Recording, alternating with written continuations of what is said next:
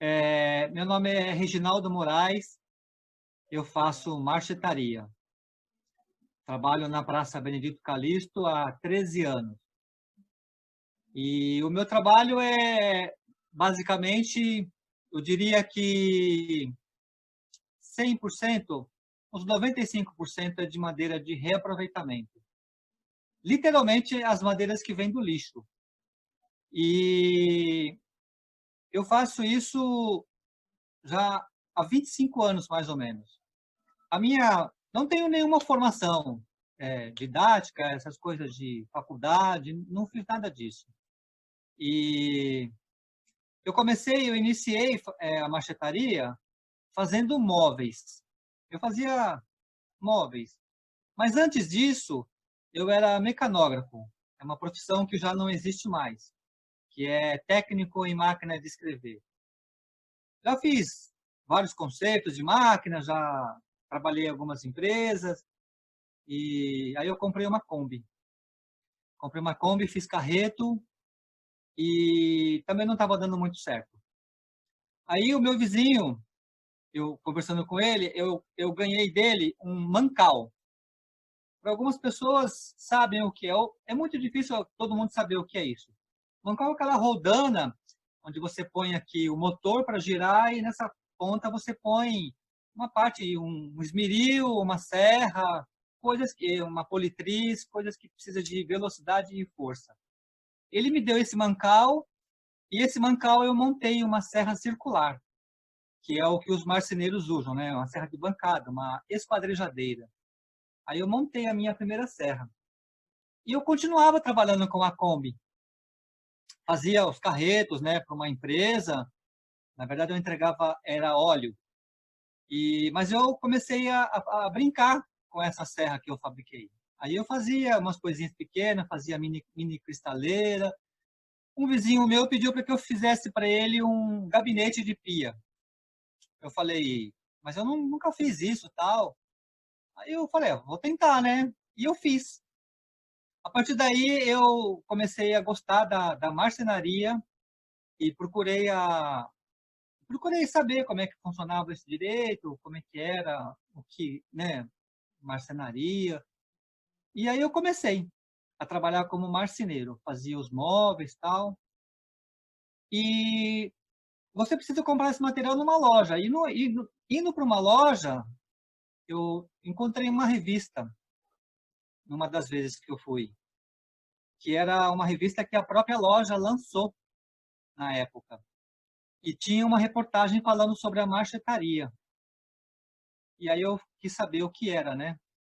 E até na minha marcenaria eu tinha dó de jogar os pedacinhos de madeira, porque madeira é uma coisa que me encanta até hoje muito. Porque tem uns desenhos, tem cheiro e tem tanta cor de madeira que a grande maioria das pessoas não fazem ideia. Eu fui uma vez no museu lá no. Como é que é o nome do bairro, gente? No Horto Florestal.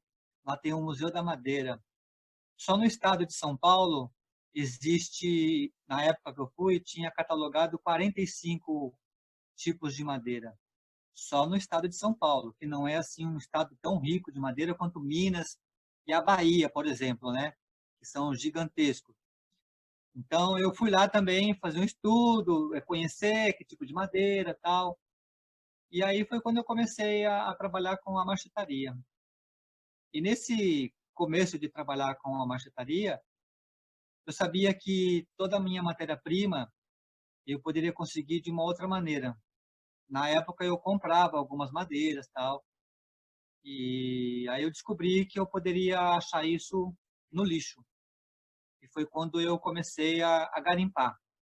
E eu já garimpo, quer dizer, agora não mais, né? Porque aqui na cidade que eu estou morando já não tem mais essa riqueza de madeira que nem tem em São Paulo, né? E aqui também eu não ando muito no centro, porque eu moro numa cidade do interior. Para quem não sabe, eu moro em Taubaté. Agora estou morando em Taubaté. Então eu não tenho muita diversidade de madeira por aqui. As pessoas acham que tem e tal, mas é muito pouco. acho muito pouco. Mas a grande maioria do estoque desses que estão vendo aqui atrás é o garimpo que eu fazia aí na cidade de São Paulo, que é muito rica. E as pessoas jogam o que não lhe serve mais, né? Eu não falo só de madeira, já encontrei vasos de flores, que inclusive está pendurado aqui até hoje na minha casa. As pessoas ganham orquídeas, né? E elas só guardam ela enquanto elas dão flores. Depois que caem as flores, já não serve mais para elas. Elas descartam. E elas fazem as mesmas coisas com os móveis. Então, eu já encontrei de tudo, desde jacarandá da Bahia, a pau-brasil, pinho de riga, que são madeiras super nobres e que você não encontra mais. Então, eu ficava muito feliz, né? E ao mesmo tempo triste, porque saber que uma pessoa joga um móvel de pau-brasil, de uma árvore que demora mais de 500 anos para poder ser cortada, jogar no lixo, né? Eu ficava feliz porque eu achava, e ao mesmo tempo ficava triste porque a pessoa não dá valor nenhum àquilo, né? E é o que a grande maioria das pessoas fazem, elas não dão valor a algumas coisas e descartam simplesmente, né? E é que nem eu te falei, eu não estou falando só da madeira, e outras coisas também. Foi perguntado sobre essa questão de fazer desenho, né? E se eu, no caso, né, tenho uma ideia e eu anoto para fazer depois, diferente de algumas pessoas, eu acho, não sei. Quando eu tenho uma ideia, eu simplesmente paro o que eu estou fazendo e vou começar a minha outra ideia. Para começar, funciona assim: quando eu chego na minha casa, depois que eu acabo o meu expediente, digamos assim, né? Eu vou para casa, a minha mulher fala assim: acabou?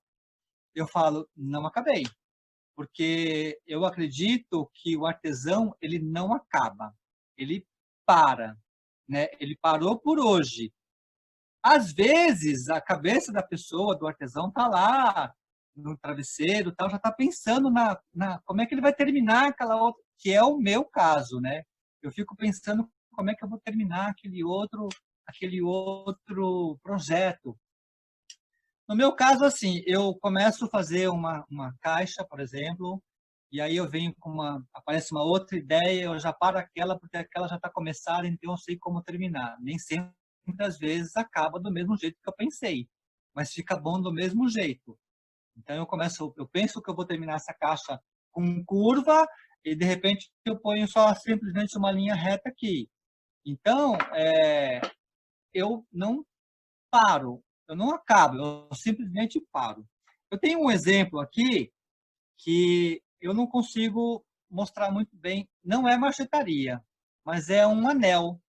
No caso aqui, não sei se vocês conseguem ver. É um pedaço de madeira que eu queimei e coloquei uma resina. No meio tem uma florzinha. Essa flor chama-se Sempre Viva. Ela é lá de Brasília. Ela veio de Brasília. Foi do evento que eu fiz lá em Belo Horizonte, final do ano passado. Eu comprei com uma colega lá uma flor chamada Sempre Viva. Uma outra vez eu posso contar a história que eu sei sobre a Sempre Viva. E eu fiz várias pecinhas, que é para sair isso aqui, que é um anel, né? E isso daqui eu tinha visto há mais ou menos um ano atrás. E eu comprei uma resina e comecei, e a resina vence, né? Assim como um produto vence. E aí eu comecei a pensar que eu ia perder aquela resina como eu já perdi uma vez.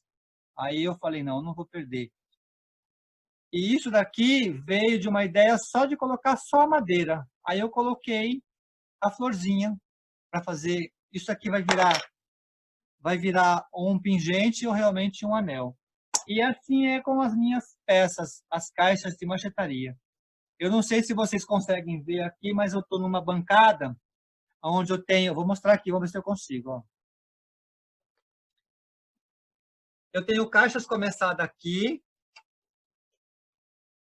eu tenho tampa começada aqui, e aqui está tudo em cima. Eu tenho um monte de coisa começada. Sem contar que eu tenho aqui embaixo, não dá para ver, mas eu tenho um monte de coisa começada. E eu falo que isso não me deixa não me dá tempo de não terminar, né? Eu vou terminando de acordo com o processo. Assim, eu não conheço árvores, né? Então eu não posso dizer para você, não posso responder essa pergunta que você me fez. O que eu posso dizer para você é o seguinte: eu não vejo uma árvore e sei que aquela árvore tem a cor da madeira vermelha, preta, amarelinha ou branca. Eu não sei, né? Porque tudo que eu pego, tudo que eu tenho já vem beneficiado, já vem cortado. Então, eu reconheço porque é uma prancha. Eu tenho um canivete que eu carrego comigo, que é um canivete pequenininho. Eu dou uma raspadinha ali. Às vezes é pelo olho, às vezes é pelo cheiro, literalmente, né? Porque o pau-brasil tem um cheiro assim inconfundível. Para mim é um cheiro doce. É uma madeira muito vermelha. É um cheiro doce. E muitas pessoas dizem que o pau-brasil, às vezes o que eu tenho não é pau-brasil, é a muirapiranga, que se você olhar para um leigo, olhar as duas madeiras, você vai falar que elas são as mesmas madeiras, é uma madeira só. E não é. O que tem a diferença são os veios, né? Os veios da madeira e a durabilidade. Então, eu não posso dizer para você que eu sei se aquela árvore vai ser uma árvore de jacarandá, se vai ser de cedrinho, se vai ser de cedro, de sucupira, a não ser que uma pessoa me fale. Por exemplo, a gente conhece o ipê, né? Ipê amarelo, ipê branco, mas nem sempre essa madeira, por conta da flor, dá o ipê roxo, vai dizer que a árvore é roxa. Entendeu? Então, eu não conheço árvores, não posso dizer. Tanto que eu comprei na verdade eu ganhei da minha esposa o livro do Lorenzi, que chama Árvores Brasileiras, né? Tem o volume 1, tem o volume 2 e tem mais uns dois livros aí que eu fiquei sabendo que existe. E eu não, eu conheço algumas madeiras que para algumas utilidades. Por exemplo, o cedro, eu sei que os japoneses usam muito para fazer ofurô. Por quê? Porque é uma madeira que retém a umidade, né? É muito utilizada também para fazer umidor. O que é um umidor? O umidor é uma caixa para você armazenar charutos. O charuto ele precisa de umidade. Então, dentro dessa caixa, desse umidor, vai um higrômetro, que vai medir a umidade interna da caixa, e um umidificador, que é para manter a caixa úmida por conta dos charutos. E quem é que vai segurar essa umidade? O cedro. Por que eu sei disso tudo? Porque eu fabriquei e eu fui atrás para saber como é que funciona. Então, algumas madeiras eu até consigo identificar de uma árvore, mas é por conta de alguém da região que me falou. Olha, aquela árvore é tal madeira. Então eu consigo identificar. Mas dizer que eu consigo falar para você, não consigo dizer que árvore é aquela que vai dar tal madeira.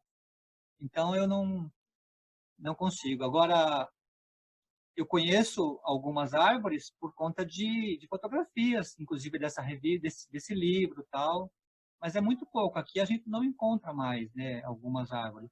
Encontra ficus, eucalipto, que tem muito, né, que é o que toma conta da cidade de São Paulo. Então, que destrói calçada. Então, a gente sabe disso tudo. Então, a gente vai aprendendo algumas coisas sobre árvores, né? A pergunta que foi feita é sobre a diferença entre uma caixa laminada e uma caixa maciça. Eu estou mostrando aqui para vocês, desde o começo, uma placa de marretaria maciça, né? E a diferença eu vou mostrar, eu comentei também sobre o que é um umidor, né? As pessoas não, a grande maioria não sabe o que é um umidor, porque a grande maioria não fuma charuto. A grande maioria gosta de caixas. Isso não deixa de ser uma caixa. Esse é um umidor. Por que é um umidor? Porque ele tem uma madeira específica por dentro. Tá vendo? Isso aqui é cedro. Cedro maciço. Aqui é uma folha de cedro. E aqui é cedro maciço. E por fora, ela tem uma outra cor. Isso é uma laminação. A tampa é feita com lâminas de madeira. E aí é geométrico também. E eu consigo, pela geometria, fazer vários desenhos. Aqui, o trabalho é o mesmo, né? É o mesmo não, digamos assim. O trabalho que eu tenho para fazer uma caixa laminada, às vezes acaba sendo mais do que uma caixa maciça. Porque eu tenho que tomar o cuidado de não deixar muitas aberturas entre uma cor de madeira e outra. Na maciça, se eu tiver alguma frestinha, alguma coisa, eu aplico uma ferramenta onde eu consigo unir as duas. Aqui eu não consigo fazer isso. Sem contar que aqui eu preciso usar uma cola que chama cola de contato. É aquela cola que você passa de um lado, passa do outro, tem que esperar secar. Se tiver muito úmido, eu não consigo aplicar essa madeira no objeto que eu pretendo, porque a umidade interfere no tempo de colagem, tempo de secagem. Aliás, a umidade interfere até na caixa maciça, porque eu trabalho com cola à base PVA, base de água. Então, se tiver um tempo muito úmido, eu não consigo trabalhar muito rápido. Em compensação, se o dia estiver muito quente, eu consigo colar muito rápido, se eu não for muito rápido, a cola seca. Então, a diferença entre uma caixa marchetada com lâminas e uma caixa marchetada maciça, eu acho que o trabalho é quase que o mesmo. Eu preciso depois de um certo ponto, o acabamento sendo para as duas o mesmo. Os projetos dos desenhos, eu encontrava de tudo, né? Então, algumas peças já vinham prontas para gente, para mim, no caso, né? Então, eu já pensava no que eu ia fazer. E eu tenho também alguns amigos que me doam sobras de marcenaria. Aqueles que ainda me conhecem, sabem do que eu faço e sabem do que eu preciso. Então, eles ainda guardam algumas coisas e me dão, né? Mas o que eu encontrava muito aí na cidade de São Paulo, na região ali dos Jardins, Paulista, para aquele lado, era isso aqui, ó. Isso é uma lateral de gaveta. Então, olha a espessura que ela tem. Ela tem aqui um canal onde era as corrediças antigamente, né? Então, corria aqui. E aqui desse lado é onde vinha o fundo, que é um canal onde vinha o fundo da gaveta. Aqui à frente, eles eram de encaixe, a grande maioria era de encaixe, e essa madeira aqui é o cedro. Então, ela já vinha praticamente pronta. Repara que ela está com um pouco de brilho. Isso é verniz, que o pessoal passava, né? Ou verniz, ou a seladora. Então, essa peça praticamente eu só limpo ela aqui. Tiro esse verniz, vejo a altura que eu tenho aqui, que é a altura de uma caixa, por exemplo, quando eu faço caixa com essa peça, mas eu posso colocar também na marchetaria. E faço a peça. Agora, para mim fazer uma peça homogênea, com a mesma madeira, aqui eu não consigo fazer uma caixa. Dependendo do tamanho, eu não consigo fazer uma caixa. Os 4 lados. Caixa, quando eu falo caixa, é 4 lados. É isso aqui, ó. 4 lados, né? Então, eu não consigo. Eu preciso de mais peças. E geralmente as gavetas vêm todas homogêneas, tudo tirado de uma mesma prancha.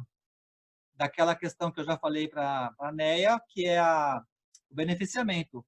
Então, uma tora de cedro, por exemplo, consegue tirar-se várias tábuas e a pessoa que vai lá compra aquelas tábuas e fabricava os móveis com aquela tábua. Então, a madeira é a mesma. Então, eu consigo tirar de uma gaveta, eu consigo fazer, dependendo do tamanho da caixa, umas 2 caixas igual.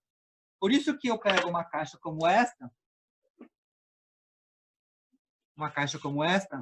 olha essa embuia.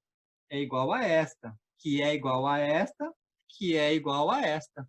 É tudo de uma peça só. Era de uma gaveta.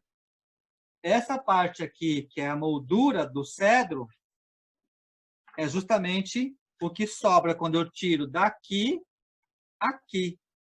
Então, a sua pergunta é, eu desconstruo essa lateral e transformo ela numa caixa ou numa moldura que no meio vai uma marchetaria. Aí, quando eu tenho várias peças que sobram de um lote que eu peguei, por exemplo, porque assim, lote que eu digo assim, quando eu achava 5 gavetas, que era de um armário que tinha 5, às vezes tinha 10 gavetas, às vezes eu tinha que destruir as gavetas ali mesmo para poder caber no carro.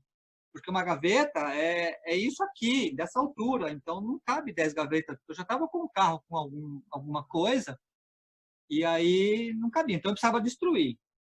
E nessa, a gente acha uma peça como essa, que é uma lateral de gaveta também, né? E daí, ela não tem canal. Era uma gaveta diferente, não tem canal onde corria. Isso aqui é peroba rosa. Só de olhar, mesmo com verniz, eu consigo identificar que isso aqui era peroba rosa. Daqui, eu tiro sarrafos como este aqui. Não é de peroba rosa, é só para ilustrar. Tá vendo? Eu consigo fatiar ele assim, tirar várias fatias. Então, eu tiro fatia da peroba rosa, do cedro, da embuia.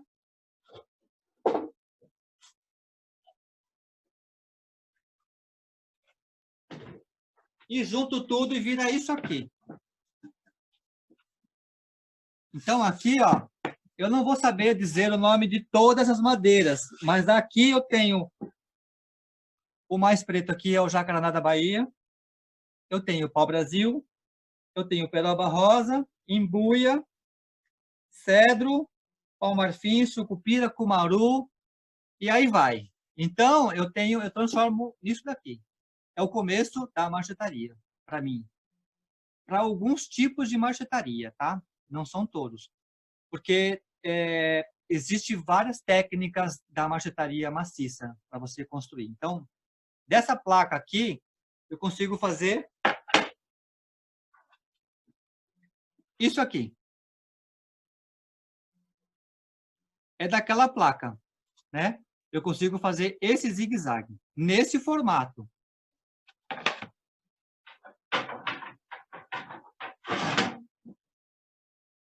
Este já é outro desenho.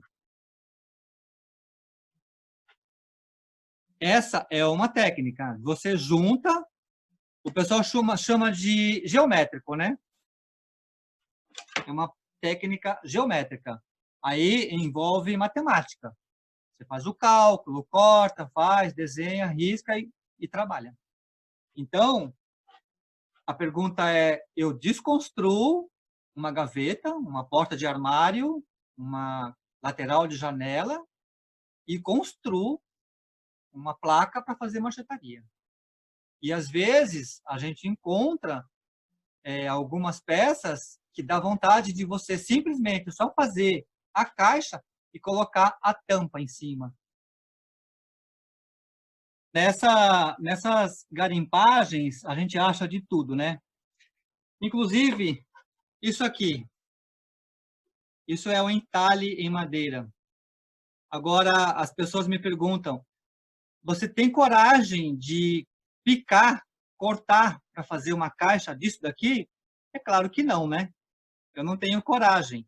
É nessas horas que a gente, às vezes, pensa já, acha isso e já pensa já logo em fazer uma caixa sem alterar esse trabalho, que é um entalhe lindo. A gente não acha mais. Isso é um entalhe numa embuia. Muito bem feito, muito lindo. Eu achei isso, era uma porta de guarda-roupa, achei 2 portas com 6, isso chama-se almofada, que é aquela porta que tem uma moldura, né? E tem aquelas almofadas no meio. Isso foi entalhado. Então, eu não tenho coragem de desfazer isso para fazer uma outra caixa.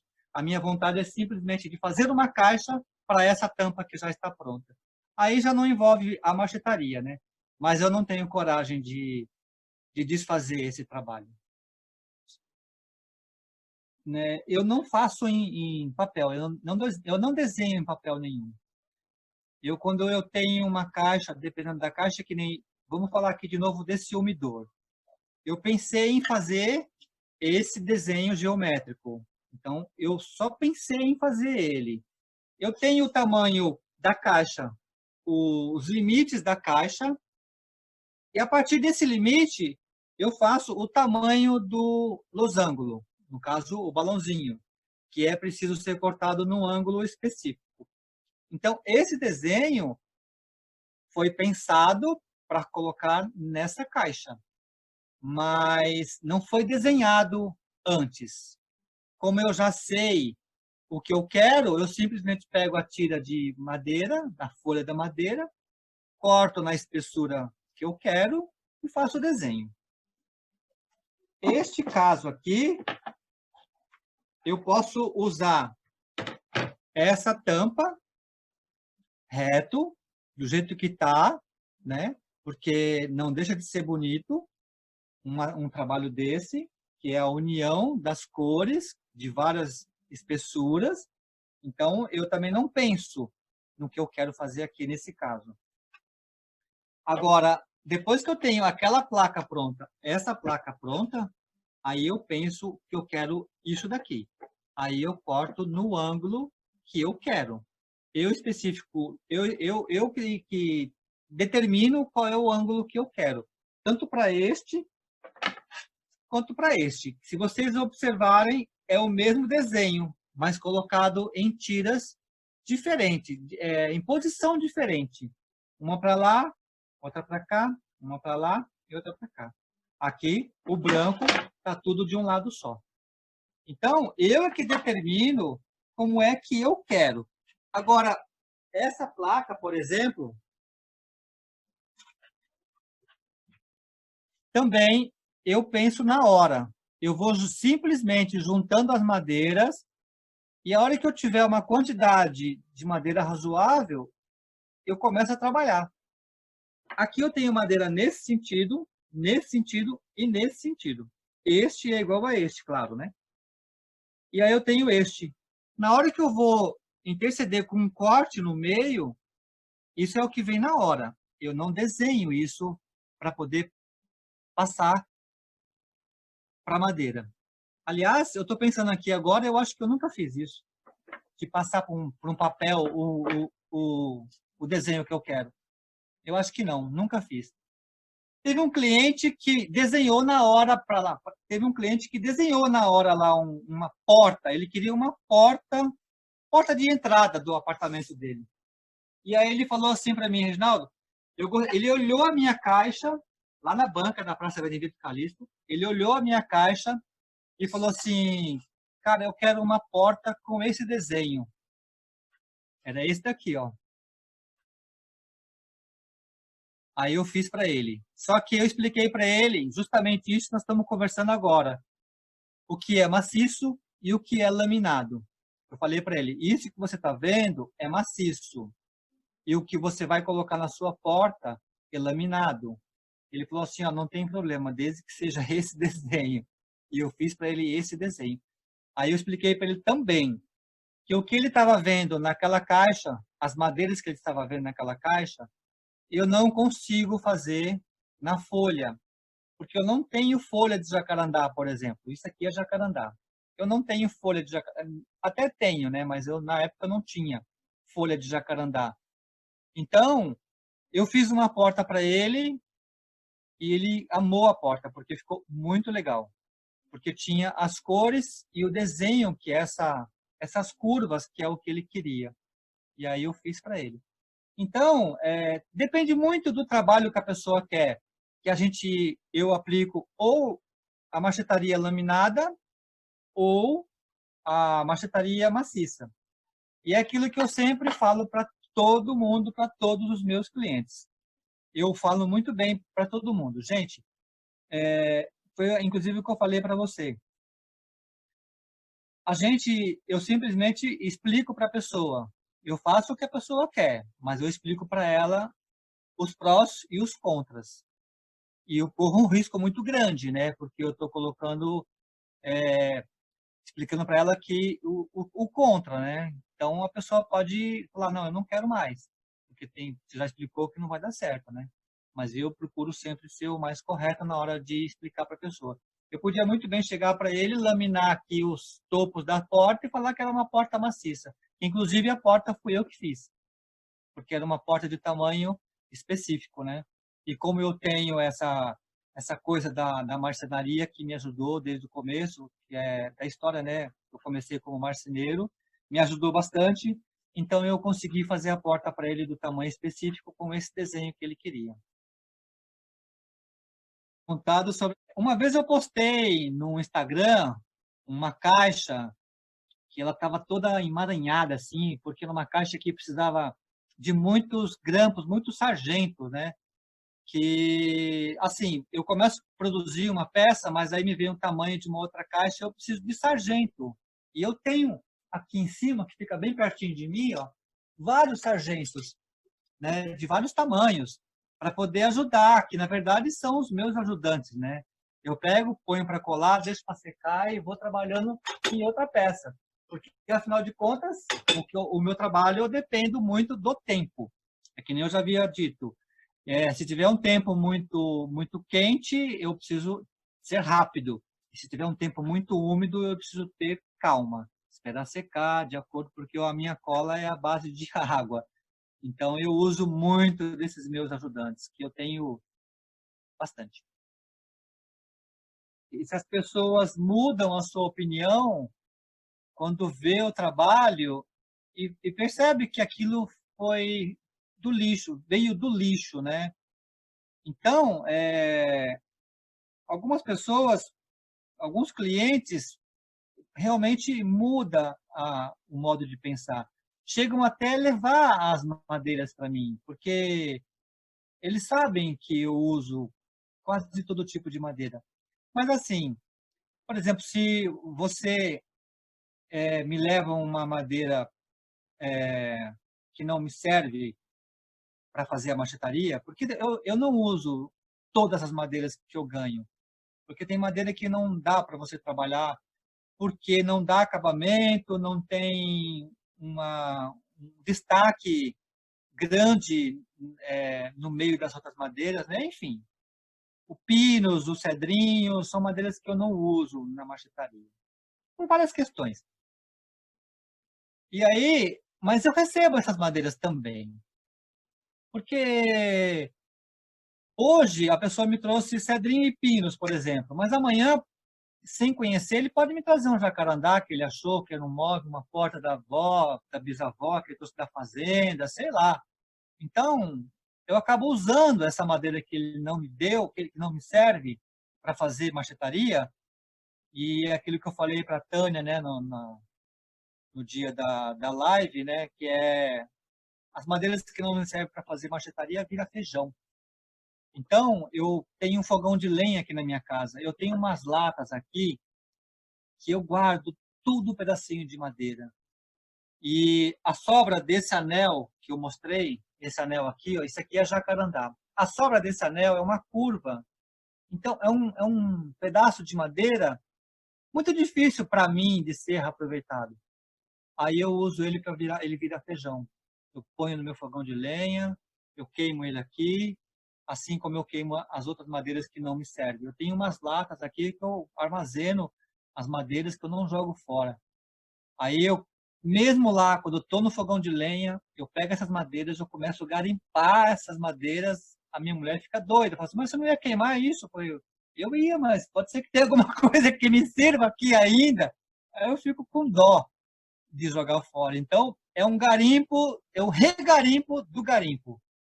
Mesmo assim, ainda vai muita coisa. É isso. A pergunta é bem bacana, né? Se eu já ensinei, se eu tenho vontade. Vamos começar. Eu tenho um filho de 20 anos.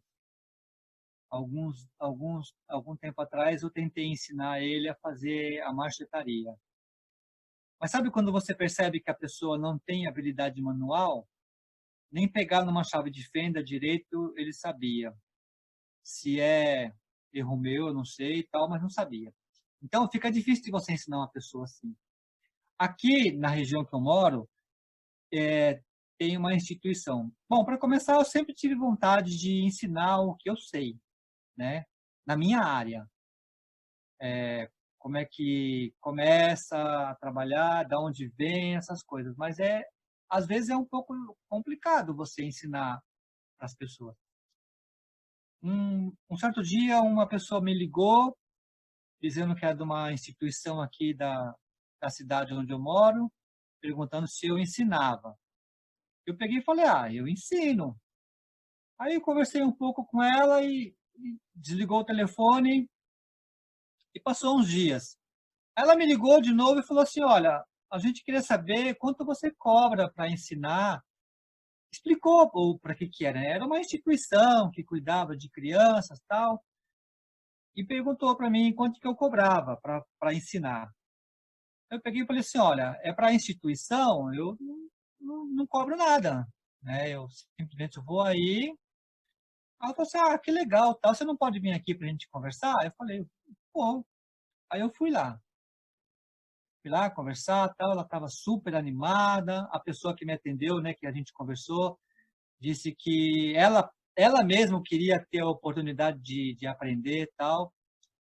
Eu não lembro exatamente de quantas pessoas que essa instituição cuidava, mas eu consegui só 5 alunos, 5 pessoas. Aí eu falei, caramba, mas tanta gente, ninguém tem vontade de aprender, né, alguma coisa, sei lá, um trabalho novo. Claro que não é sei lá, fazer a vida fazendo isso, porque é o que eu sempre falo, né, trabalhando ninguém mais fica rico. É muito difícil. E aí eu fiquei com 5 alunos. E eu ensinei as pessoas, esses 5 alunos, a fazer um trabalho. E eu fiz isso em 8 aulas. Foram 2 meses, uma vez por semana, foram 8 aulas, do começo ao fim. E quando eu terminei o trabalho, quando as pessoas deram o acabamento na peça, e o detalhe foi esse, né? E o material foi tudo eu que dei, ela literalmente só deu espaço e os alunos. Quando eu terminei no caso eu fiz uma caixa, né, que era a coisa mais simples. Quando eu terminei a caixa, eu falei para a pessoa, né, para responsável, que eu não queria nada, eu só queria que, na verdade, cada aluno fez 2 caixinhas. Uma era para venda da instituição, para ajudar, e outra era para o aluno. Foi isso. Eu falei que eu não queria nada, né? Só queria saber se dava para continuar, tal. Não continuou porque não teve mais interesse. Ninguém quis mais fazer.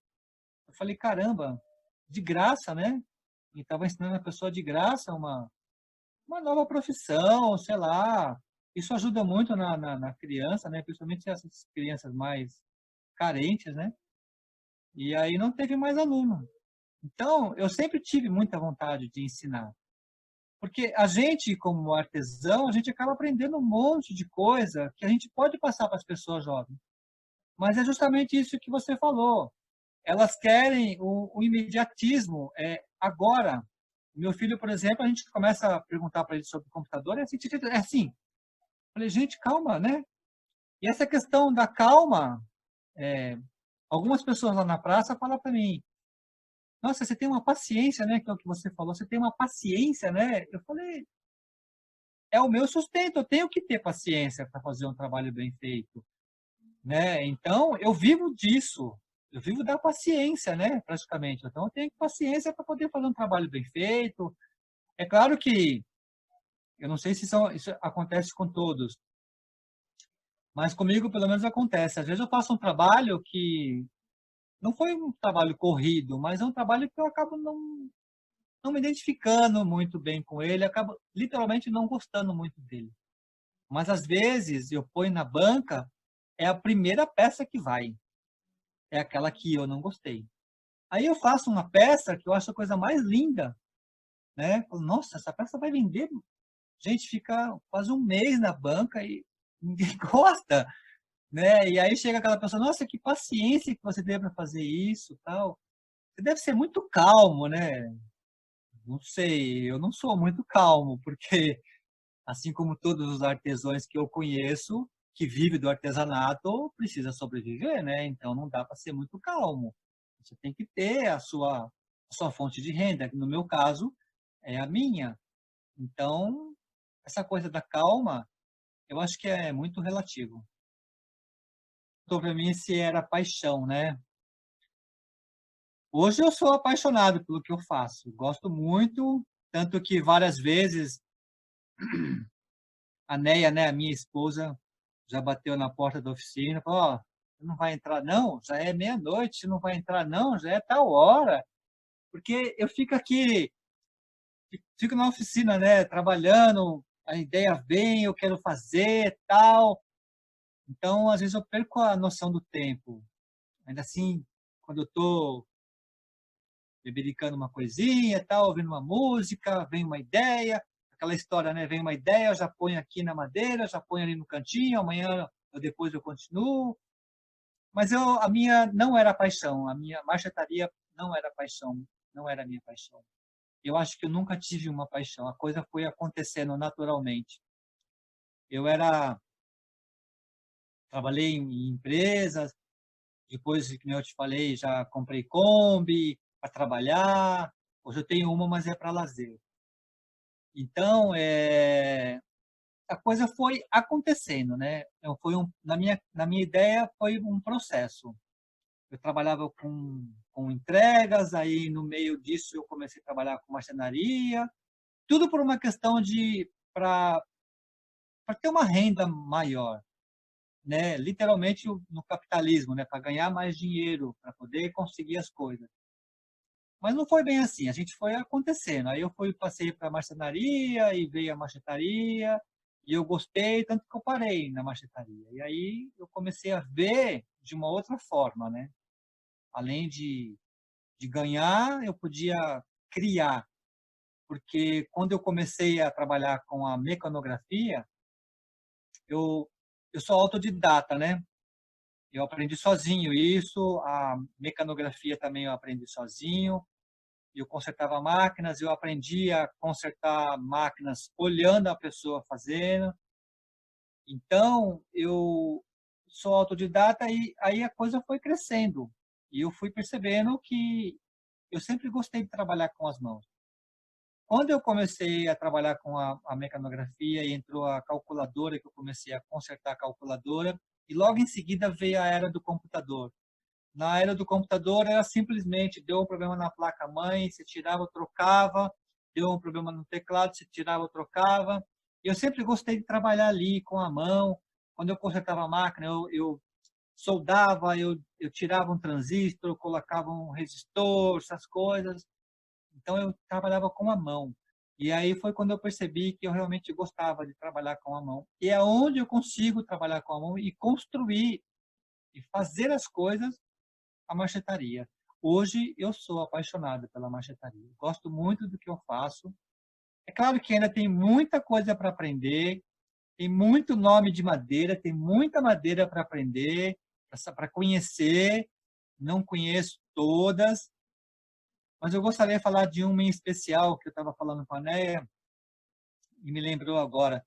Eu tenho uma amiga que ela tem uma prima que mora na praia. E um dia o pai dela ia construir, na verdade ia construir para ela, e tinha uma árvore no meio do caminho. E aí, simplesmente a pessoa falou assim, ó, vou cortar essa árvore. Cortou a árvore e largou lá. Na época, a minha amiga tinha muito contato com essa pessoa, e essa pessoa doou para a minha amiga uns troncos dessa madeira. Nada mais era do que araribá, uma madeira muito difícil de encontrar. Eu tenho até hoje uns pedacinhos dela aqui. Mas se você falar para uma pessoa o que é araribá, ninguém sabe. Originalmente, se eu não me engano, era madeira da Bahia. E tem um cantor que chama Xangai, que fala, eu não lembro se é o nome da música, é Matança, eu acho que é Matança, alguma coisa, depois eu vou falar para a Né qual é a, a música, que fala dessa madeira. Aliás, ele canta a música do começo ao fim, é só nome de madeira. Se vocês tiverem a oportunidade de conhecer, depois eu vou passar o nome certinho da música, mas na verdade, não é de Xangai. Xangai é que canta. É de um compositor que a gente nem conhece. É isso. Bom, a marchetaria tem alguma coisa a ver com a viola, né? Porque os violões e as violas, o centro da onde sai a sonoridade ali tem uma roseta, aquilo chama roseta. E aquilo é feita de marchetaria. Aqui no Brasil, né? Porque já vem importado, já não é mais. E a trilha sonora do meu vídeo, que passou lá na live da feira, no Instagram, no YouTube, né? A trilha sonora foi feita pelo meu compadre. E ele estudou na escola de música que tinha ali no Brás. Não, no Brás não, é Júlio Prestes, Escola Livre de Música. E eu fiquei sabendo dessa inscrição e convidei ele porque ele já tocava violão. E eu sempre gostei do som da viola, né? Sempre gostei. Aí eu convidei ele, falei, Marcos, vai ter a inscrição, você não quer ir lá, tal? Ele chegou e falou assim, não, cara, eu tô duro, eu tô sem grana. Eu falei, não, vamos lá que eu pago para você, tal. Como ele já conhecia de música, né? Eu falei, você ficha para ele, né? Aí a gente foi lá, fez a inscrição, tal, e depois a gente foi chamado. Ele passou e eu não passei. Eu não passei e eu fiquei muito frustrado. Mas eu fiquei muito feliz porque hoje ele quase que vive de música, né? Porque viver de música é muito difícil nesse país. Então ele toca violão, toca viola, ele tem uma banda que chama Som das 10, que é muito bacana. Inclusive, já se apresentou na praça, no cardápio musical? Não, ali no miolim da praça. Já se apresentou lá, inclusive ficou muito tempo lá porque o pessoal gostava muito, porque eles tocam música regional, é bem bacana. E é isso, a história é essa que eu queria contar.